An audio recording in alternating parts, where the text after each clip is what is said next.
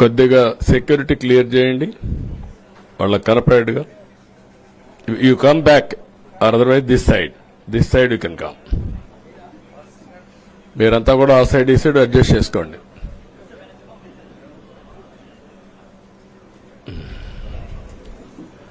ఏంటి బాగున్నారంతా? మీకు ఫ్రీడమ్ వచ్చింది, ముందు స్వాతంత్రం మీకు వచ్చింది, మాకు కాదు, మీ తర్వాత ప్రజలకి. Okay, good. మళ్ళీ ఢిల్లీకి వెళ్తున్నా ఈరోజు. వెళ్లే మునుపు మీ అందరితో మరీ మాట్లాడకుండా పోతే ప్రజలతో మాట్లాడలేం కదా. మీతో మాట్లాడితే ప్రజలతో మాట్లాడినట్టు. ఎలక్షన్ అవుతారని నిన్నంతా బిజీగా ఉన్నాం కాబట్టి ఒక 2 నిమిషాలు మీకు చెప్పి తద్వారా ప్రజలకు చెప్పేద్దామన్న ఉద్దేశంతో ఈ కార్యక్రమానికి శ్రీకారం చుట్టాను. ముందు మీడియాకి, అదే మరి రాష్ట్ర ప్రజలందరికీ ధన్యవాదాలు. శిరస్సు వంచి నమస్కారాలు తెలియజేస్తున్నా. ఎందుకంటే నా సుదీర్ఘమైన రాజకీయ యాత్రలో ఈ 5 సంవత్సరాలు చూసిన ప్రభుత్వాన్ని నేను ఎప్పుడూ చూడలేదు. ఒక రంగం అని కాదు, ఒక వ్యవస్థని కాదు, ప్రజాస్వామ్య వ్యవస్థలన్నీ ఏ విధంగా ఇబ్బంది పడ్డాయో, ఏ విధంగా నిర్వీర్యం చేశారో మనం అన్ని చూశాం. అయితే మా ధ్యేయం ఒకటే, ప్రజలు గెలవాలి, రాష్ట్రం నిలబడాలి. దీనికోసం ఎన్ని త్యాగాలైనా సరే చేసి మళ్లీ భావి తరాల భవిష్యత్తు కోసం ముందుకు పోవాలని చెప్పి వెళ్ళాం. నేను చాలా ఎన్నికలు చూశాం. 10వ ఎన్నిక నిన్న. అంటే ఇన్ని ఎన్నికలు చూసినా, అంటే ఎన్నికలు చూడడమే కాకుండా ఈ ఎన్నికలన్నీ at the helm of affairs ఉండి ఎప్పటికప్పుడు సమీక్షలు గాని ఇవన్నీ నిర్వహించడం కూడా చేశాం. రాజకీయాల్లో ఒడికిదుడుకులు సాధారణంగా ఉంటాయి. ఎవరు శాశ్వతం కాదు. దేశం శాశ్వతం, ప్రజాస్వామ్యం శాశ్వతం, రాజకీయ పార్టీలు శాశ్వతం, అధికారం అశాశ్వతం. రాజకీయ పార్టీలు కూడా సక్రమంగా ఉంటే మళ్లీ ప్రజలు ఆదరిస్తారు. లేకపోతే రాజకీయ పార్టీలు కూడా, చాలా పార్టీలు కనుమరుగైపోయినాయి. వ్యక్తులు కనుమరుగైపోయారు, రాజకీయ పార్టీలు కనుమరుగైపోతాయి. కానీ ఇంత హిస్టారికల్ ఎలక్షన్ నేను ఎప్పుడు చూడలా. నా జీవితంలో చాలా ఎలక్షన్స్ ఫేస్ చేసాం, కానీ వేవ్ కనపడేది, వ్యతిరేకత కనపడేది. కానీ ఈ ఎలక్షన్లో ఎక్కడో అమెరికాలో ఉండే వ్యక్తి ఒక 5 లక్షలు 10 లక్షలు ఖర్చు పెట్టుకొని నేను రావాలి, ఓటేయాలి, రాష్ట్రం నిలబడాలి, ప్రజలు గెలవాలి అనే ఆవేదనతో వచ్చారు. ఎక్కడో పక్క రాష్ట్రాల్లో ఎక్కడో కడుపు నిండడం కోసం కూలి పనులకైనటువంటి వ్యక్తులు, పాచి పనులు చేసుకునే వ్యక్తులు సొంత డబ్బులు పెట్టుకొని నేరుగా ఇక్కడ రైల్వే స్టేషన్లో చూస్తే, బస్టాండ్లో చూస్తే భోజనం కూడా ప్యాక్ చేసుకొని తీసుకొచ్చి ఇక్కడ భోంచేసి ఓటేసే పరిస్థితికి వచ్చారు. ఈ కమిట్మెంట్ ని ఏ విధంగా వర్ణించాలో నాకైతే అర్థం కాదు. ఏ విధంగా వాళ్ళని అభినందించాలో కూడా అర్థం కాని పరిస్థితి. అనేక ఎన్నికల్లో అనేక అనుభూతులు చూశాం. కానీ మేము అన్ని ఎన్నికల కంటే ఇది ఒక తెలుగుదేశం పార్టీ చరిత్రలో, ఆంధ్రప్రదేశ్ రాష్ట్ర ప్రజల చరిత్రలో సువర్ణాక్షరాలతో లిఖించదగ్గ ఎన్నిక. ఇది ఒక హిస్టారికల్ ఎన్నిక. ఆగస్టు క్రైసిస్ తర్వాత, ఎన్టీ రామారావు గారు పార్టీ పెట్టిన తర్వాత 83లో మేము గెలిచాం. అప్పుడు 200 సీట్లు వచ్చాయి. కొత్తగా పార్టీ పెడతానే ఎన్నికలకు వెళ్లి 9 నెలలు అధికారంలోకి వస్తే 200 సీట్లు వచ్చాయి. 94లో మీరు ఒక్కసారి చూస్తే ప్రజా వ్యతిరేకం వల్ల 3 ముఖ్యమంత్రులు మారడం వల్ల ఆ రోజు మీరు ఎన్నికలు చూస్తే దగ్గర అపోజిషన్ పార్టీకి రిక్వైర్డ్ నెంబర్ అంటే అపోజిషన్ లీడర్గా వచ్చే స్టేటస్ రాకుండా వచ్చాయి. అవన్నిటిని వర్పించే విధంగా ఈసారి ఊహించని విధంగా వచ్చింది. అంటే దానికి కారణాలు నేను ఎక్కువ చెప్పక్కర్లేదు, అనుభవించిన ప్రజలకి అర్థమవుతుంది. ఎప్పుడైనా సరే ప్రజాస్వామ్యంలో ప్రాథమిక హక్కు మాట్లాడే స్వేచ్ఛ. ఆ స్వేచ్ఛనే కోల్పోవాల్సి వచ్చింది. అదే కాదు, బ్రతికే స్వేచ్ఛ, ఆస్తులు పెట్టుకునే స్వేచ్ఛ, ఇవన్నీ కోల్పోయే పరిస్థితి వచ్చింది. అందుకే మీరు చూస్తే మొన్న ఎలక్షన్లో సరే ఏ విధంగా మేమందరం కలిశాం అవన్నీ మాకంటే ముందు మీకే తెలుసు. కలిసినప్పుడు ఎవ్రీ ఈవెంట్ ఇవి వేదిక నుంచే ప్రారంభించాం. అక్కడి నుంచి ముందుకెళ్ళాం. ఆ రోజు చెప్పాం, ఈ రోజు ఒకటి చెప్తున్నాం. మా ఆలోచన ప్రజలు గెలవాలి, రాష్ట్రం నిలబడాలి. అంతవరకు సాధించగలిగాం. 55.38% ఓట్లు పడ్డాయి. దీంట్లో తెలుగుదేశానికి 45.60% పడ్డాయి. వైసీపీకి 39.37% పడ్డాయి. ఇది ఊహించినటువంటి ఒక్కొక్కసారి 95,000 మెజారిటీ. ఒకప్పుడు నేను చార్మినార్ ఎగ్జాంపుల్ చెప్పేవాడిని. చార్మినార్ అంటే అక్కడ ఎంఐఎం కంచుకోట, అక్కడ ఎప్పుడు ఎక్కువ ఓట్లు వచ్చేటివి. ఆ తర్వాత కుప్పం, సిద్దిపేట పోటీ పడేటి రెండో స్థానానికి. అప్పుడు కూడా 70,000, 80,000, 50,000 కాడ ఆగిపోయేవాళ్ళం. ఈసారి 95,000, 94,000, మళ్ళా 92,000, 91,000. మంగళగిరి లాంటి కాన్స్టిట్యున్సీ 91,000 మెజారిటీ. ఏ విధంగా అభివర్ణించాలో నాకైతే అర్థం కాదనమాట. అంత ఇదెళ్లిపోయినాయి. ఇవన్నీ చూసిన తర్వాత ప్రజలు ఇచ్చిన తీర్పు మీరు చూస్తే అహంకారం, నియంతృత్వం, విచ్చలవిడితనం, ఏదంటే అది చేస్తాననుకుంటే ప్రజలు క్షమించే పరిస్థితులు లేరు. అదే ఈరోజు నిరూపించే పరిస్థితికి వచ్చారు. ఒక మాటలో చెప్పాలంటే ఈసారి వీళ్ళు చేసింది గుణపాఠం పాలకులకు కాదు, అవినీతి అహంకారంతో ముందుకు పోయే ఎలాంటి ధ్వంసకారులకైనా ఇదే జరుగుతుందని నిరూపించారు ప్రజలు. దానికి మనస్ఫూర్తిగా అభినందిస్తున్నా. అదే సమయంలో 5 సంవత్సరాలు మా కార్యకర్తల పడిన ఇబ్బందులు, చాలా మంది స్లీప్లెస్ నైట్స్, కంటి నిండా నిద్రపోని పరిస్థితి. అక్కడి నుంచి నేను చూస్తే చాలా కడాన మనిషిని హింస పెడుతూ, నువ్వు ప్రాణంతో బతకాలంటే జై జగన్ అనమంటే జై తెలుగుదేశం, జై చంద్రబాబుని ప్రాణాలు వదిలిన సందర్భం చంద్రయ్య. ఇది తలుచుకుంటే ఆ కమిట్మెంటే, ఆ త్యాగాల ఫలితమే ఈరోజు ప్రజాస్వామ్యాన్ని కాపాడుకోగలిగాం.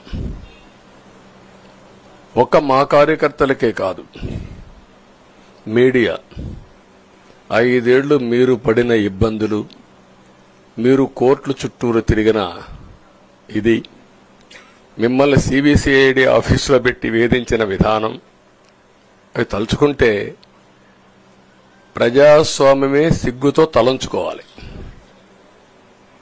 అలాంటి సంఘటనలు జరిగాయి. మేనేజ్మెంట్ని ఒకరినని కాదు, ఎవరినైనా పట్టుకురావచ్చు, ఏదైనా చేయొచ్చు అనే ధీమా వచ్చేసి ఇష్టానుసారంగా ప్రవర్తించే పరిస్థితికి వచ్చారు. అదే సమయంలో ప్రజల మీద, మా పార్టీ మీద సరే, ఈవెన్ జనసేన, పవన్ కళ్యాణ్, ఆయనకు కూడా స్వేచ్ఛ లేదు. ఎక్కడైనా సరే విశాఖపట్నానికి వెళితే ఉన్న పళంగా విశాఖపట్నం నుంచి వెకేట్ చేయాలని తిరిగి, అంటే నగర బహిష్కరణ, ఒక నాయకుడిని నగర బహిష్కరణ చేస్తే కారణం చెప్పకుండా ఇంకా వేరే వాళ్ళ కథ ఏముంటుందో మనం ఆలోచించుకోవాల్సిన అవసరం ఉంది. కేసులు పెడితే ఎందుకు పెట్టావు కేసు అని అడిగితే దానికి సమాధానం చెప్పకుండా ముందు నిన్ను అరెస్ట్ చేస్తున్నాం, తర్వాత కేసు డీటెయిల్స్ ఇస్తా ఉంటారు. ఇలాంటి చాలా జరిగాయి. ఇవన్నిటికీ పరిష్కారం కోసం ఈరోజు మనం చూసిన తర్వాత ఇది మాకేదో అధికారం అని మేము అనుకోవడం లేదు, ఒక బాధ్యత. మేము పాలకులమే కాదు సేవకులం అని చెప్పి నినాదానికి శ్రీకారం చుట్టారు. ఇవన్నీ గుర్తుపెట్టుకొని పనిచేస్తాం. నేను చాలా స్పష్టంగా సూపర్ 6 ఇచ్చాం. అదే మాదిరిగా ప్రజాగళం ఎన్నికల మేనిఫెస్టో ఇచ్చాం. ఇవన్నీ కూడా ప్రజల్లోకి బాగా వెళ్ళాయి. ఒక హోప్ క్రియేట్ అయింది. ఇవన్నిటి ఫలితాలే నిన్న వచ్చాయి. అదే మాదిరిగా మేము ఇక్కడ మీరు చూస్తే ఒక పక్క తెలుగుదేశం పార్టీ మొట్టమొదటిసారిగా పవన్ కళ్యాణ్ గారు ప్రభుత్వ వ్యతిరేక ఓటు చేరడానికి వీలు లేదు, ఈ రాష్ట్రంలో మళ్ళా ప్రజాస్వామ్యాన్ని గాని ఈ రాష్ట్రాన్ని కాపాడుకోవాల్సిన బాధ్యత ఉందని చెప్పి ముందుకొచ్చి ఈ యొక్క కూటమికి బీజం వేశారు. వారిని మనస్ఫూర్తిగా అభినందిస్తున్నాం. ఆ తర్వాత బీజేపీ కూడా ఈ కూటమిలో భాగస్వాములై ముగ్గురం కూడా మీరు ఒక్కసారి ఆలోచిస్తే ఒకరు ఎక్కువ ఒకరు తక్కువ కాకుండా ముగ్గురం కలిసి పనిచేశాం. బేషిజాలు ఎక్కడా లేకుండా మేము ఏదైతే చెప్పామో ప్రజలు గెలవాలి, రాష్ట్రం నిలబడాలి, దీనికోసం పై స్థాయి నుంచి ఢిల్లీ నుంచి వచ్చినటువంటి బీజేపీ నాయకులు గాని ప్రధానమంత్రి అమిత్ షా గారు గాని ఇక్కడుండే పవన్ కళ్యాణ్ గాని తెలుగుదేశం పార్టీ కేంద్ర నాయకత్వం నుంచి కింది వరకు అందరం కూడా ఒక ట్రూ స్పిరిట్ తో పనిచేశాం.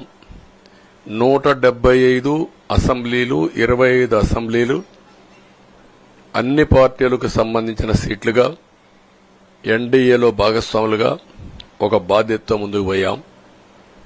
అందుకే ఈ అనూహ్యమైనటువంటి విజయాన్ని సాధించగలిగాం. ఇక్కడి నుంచి బాధ్యత ఉంటుంది. ఆ బాధ్యతని ఎట్లా ఏ విధంగా చేయాలనో అవన్నిటి కూడా ప్రణాళికలు తయారు చేసుకుంటాం. అంటే ఈ 5 సంవత్సరాలు జరిగిన విధ్వంసం మీరు ఒకసారి చూసిన తర్వాత ఇది ఒక 30 సంవత్సరాలకు ఎంత డ్యామేజ్ చేయాలనో అంత డ్యామేజ్ జరిగింది. వ్యవస్థలు విధ్వంసమయ్యాయి. మొత్తం ఎకానమీ కుప్పగూలిపోయింది. అప్పులైతే ఎంత చేశారో ఇంకా లోతు పోతే తప్ప మనకు తెలియదు. ఎక్కడెక్కడ చేశారో ఏమేం చేశారో తెలియదు. ఇంకొక పక్క ఎక్కడికక్కడ సహజ సంపద, ఒక శాండ్ కావచ్చు, మినరల్ వెల్త్ కావచ్చు, లేకపోతే ఏదంటే అది ఇంకా మాకు అడ్డే లేదు, ఏమైనా చేయగలుగుతాం, ఎవరైనా అడ్డొస్తే తొలగించుకుంటా పోతామనే ధీమాతో ముందుకు పోయారు. కొంతమంది భయపడి రాలేకపోయారు, ఎదిరించలేకపోయారు. నా కళ్ల ముందర ఒక రైతు చూస్తే ఆ పొలం పక్క నుండి ఇసుక తీసేస్తే అక్కడ భూగర్భ జలాలు ఉండవు, వ్యవసాయానికి నీళ్లు కూడా కొరత వస్తుంది, పక్క నుండే పొలాల్లో కూడా నీళ్లు ఉండవు. కానీ మాట్లాడే సాహసం చేయలేకపోయాడు. ఆయన కళ్ల ముందర ఆయన పొలంలో మట్టి తీసుకుపోతా ఉంటే ఎదిరించలేని నిస్సహాయ స్థితికి వచ్చాడు. మా వాళ్లు పోతే హౌస్ అరెస్టులు చేశారు. ఇవన్నీ చెప్పుకుంటూ పోతే ఒకటి కాదు, చాలా జరిగాయి. అవన్నీ కూడా ఏ విధంగా చేయాలనో చేస్తున్నాయి.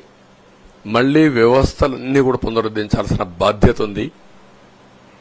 అదే మరిగా మాకు ఒక 4-5 రోజులు ఇవన్నీ చూసిన తర్వాత డెప్త్కి పోయిన తర్వాత మీరు పేపర్లో రాసినట్టు గాని మేము మాట్లాడినట్టు గాని ఒక లెవెల్లో ఆగిపోయినాయని నా ఉద్దేశం. ఎందుకంటే నేను రాజకీయాలు 40 ఏళ్లు చూశాను. ప్రభుత్వాలను మేము అధికారం ఉన్నప్పుడు చూశాను, బాగు చేసి మళ్ళా అపోజిషన్కి వస్తానే వీళ్ళు నాశనం చేస్తే మళ్లీ నేను అధికారంలోకి వస్తానే దాన్ని బాగు చేయాలంటే ఎన్ని కష్టాలు ఉన్నాయో నేను చూశాను.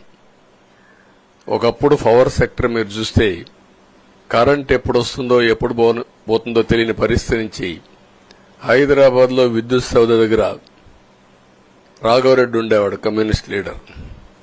నల్గొండ నుంచి రైతులను తీసుకొచ్చి సమ్మర్ వస్తే అసెంబ్లీ ఏప్రిల్లో ఉంటే గొడవలు సగం టైం మేము కరెంటు కొరత పైనే చర్చించేవాళ్ళం.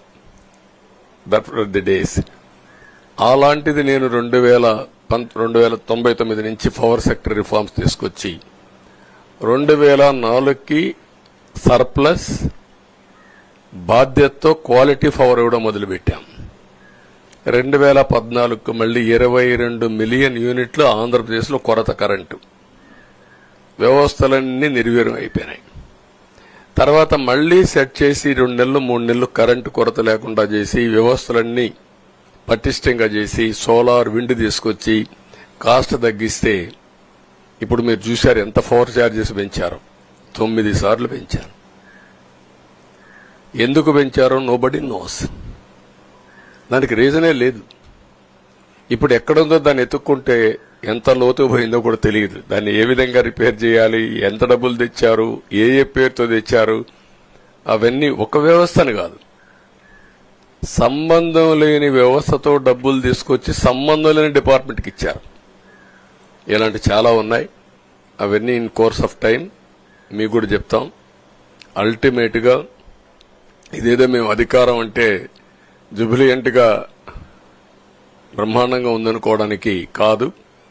ఒక బాధ్యతతో మా మీద ఎంత నమ్మకం పెట్టుకున్నారో ఈ ప్రజల్ని మళ్లీ ఒక దారి చూపించే మార్గం మేము చూపిస్తాం. ఇంకొక పక్కన మీరు ఒకసారి ఆలోచిస్తే ఇదే అసెంబ్లీలో నాకు, మా కుటుంబానికి, మా మిస్సెస్కి జరిగినటువంటి అవమానానికి నా జీవితంలో ఎప్పుడూ బాధపడలా. నా మీద బాంబులతో దాడి చేసినప్పుడు కూడా వీరోచితంగా ఎదుర్కొన్నా. 2003 సెప్టెంబర్, అక్టోబర్ నాకు ఇప్పటికి కూడా జ్ఞాపకం. ఆ రోజు నా మీద బాంబులు చేసినప్పుడు చాలా ఒక పానిక్ రియాక్షన్ లో కూడా నేను భయపడలేదు. అలాంటి వ్యక్తిని మీరు చూస్తే అది ఆ సంఘటన చూసిన తర్వాత ఇలాంటి కౌరవ సభలో ఉండడం కరెక్ట్ కాదని అసెంబ్లీలో చెప్పి దానికి కూడా మైక్ ఇవ్వకపోతే చెప్పేసి బయటొచ్చి ప్రెస్ కాన్ఫరెన్స్ చెప్పి అనౌన్స్ చేశాను. మళ్లీ క్షేత్రస్థాయిలో గెలిచి అసెంబ్లీని గౌరవ సభ చేసి అసెంబ్లీకి ఎంటర్ అవుతానని చెప్పాను. నేను ఏదైతే ఆ రోజు ఒక ప్రతిజ్ఞ చేశాను దాన్ని నిజం చేయడానికి ప్రజలు సహకరించారు. మామూలుగా సహకారం కాదది. నేను ఇన్ని సంవత్సరాలు చాలాసార్లు చాలా ఎలక్షన్లో గెలిచాం, కొన్ని ఎలక్షన్లో ఓడిపోయాం. ఎలక్షన్లో ఓడిపోయినప్పుడు నేను ఎప్పుడూ కుంగిపోలేదు. ఎలక్షన్లో గెలిచిన తర్వాత గంతులేయలేదు. నిబ్బరంగా ఓడిపోయినప్పుడు ఒక బాధ్యత ప్రతిపక్షంలో ఉండి పనిచేయాలి, గెలిపించినప్పుడు ఒక బాధ్యత ప్రజలకు మెరుగైన సేవలు అందించి వాళ్ళని ముందుకు తీసుకుపోవాలని ప్రయత్నం చేశాం. ఎప్పుడూ ప్రజాప్రచారణ ఉన్నాం. అలాంటిది జరిగిన తర్వాత ఈరోజు మళ్లీ ఇదే అసెంబ్లీకి నేను ఏదైతే చెప్పానో అది చేసి వెళ్ళడం అనేది ఒక తృప్తి, ఒక గౌరవం. ఆ గౌరవాన్ని నిలబెట్టిన ప్రజలను కూడా మనస్ఫూర్తిగా అభినందిస్తూ మీ రుణం తీర్చుకుంటాం. ఏ విధంగా పనిచేయాలో పనిచేస్తాం. మీ ఎక్స్పెక్టేషన్స్ ప్రకారం పనిచేసి అయితే ఎప్పటికప్పుడు మీరందరూ కూడా మేము ఓటేశాం, మా పని అయిపోయింది, ఇంకా మీరు చూసుకోండి కాకుండా ఎప్పటికప్పుడు మమ్మల్ని నడిపించే బాధ్యత, మాకు సహకరించే బాధ్యత, మళ్లీ రాష్ట్రంలో ఉండే ప్రజలందరం బాగుపడాలంటే ఏం చేయాలో మేము చేసినప్పుడు ఎప్పటికప్పుడు ఫీడ్బ్యాక్ ఇచ్చి నడిపించే బాధ్యత తీసుకోవాల్సిందిగా వారిని కోరుతున్నా. పవన్ కళ్యాణ్ గారిని మనస్ఫూర్తిగా అభినందిస్తున్నా.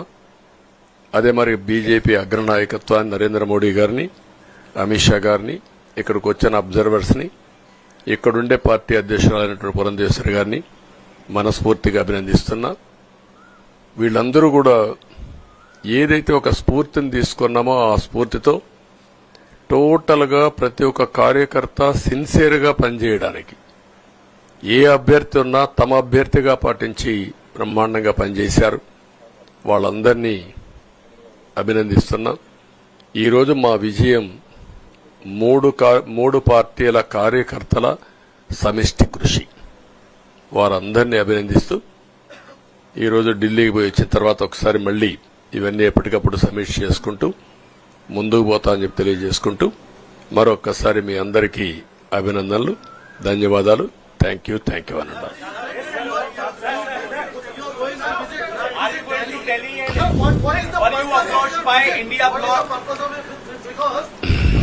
No, don't bother. No, hear me, I say. You are very loud. You want news, always. I am also experienced. I have seen so many political changes in this country. We are in NDA. I am going for NDA meeting. In course of time, anything, we'll report to you. Thank you.